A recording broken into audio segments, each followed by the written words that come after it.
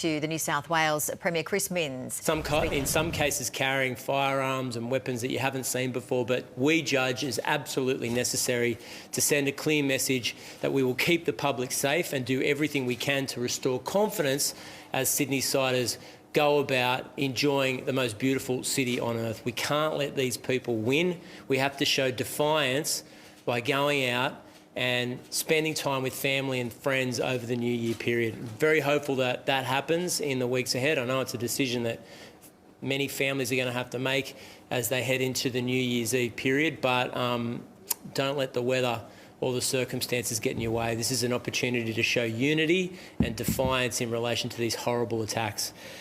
Look, lastly, I just want to speak particularly about hate preachers in our community. I know that the federal government is in the process of enacting changes, reforms and legislation that they hope to bring into federal parliament, but I want to make it clear that from the New South Wales government's perspective, anyone who is found to have preached hate or put hate in the hearts of anyone in our community should have their prayer halls shut down as soon as possible.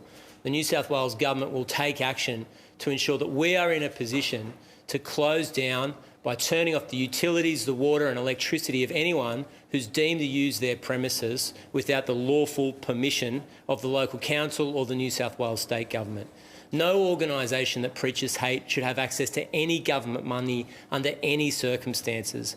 We need to be in a position where we are confronting and closing down hate preachers wherever and whenever we see them as soon as possible. And we're going to do everything we possibly can to confront them in their communities, because there is no place for hate in New South Wales. And if we're going to combat racism and anti-Semitism, we have to do it at every single level.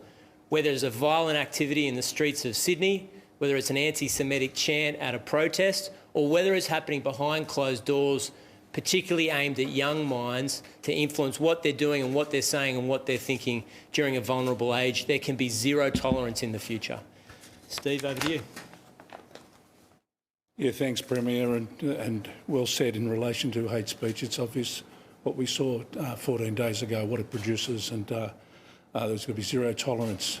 And All right, that was an update there, including New South Wales Premier Chris Minns, who just spoke. He said, don't let the weather or the circumstances from the Bondi terror attack that took place 2 weeks ago, affect your New Year's Eve plans. And he also said there is zero tolerance for any hate preachers.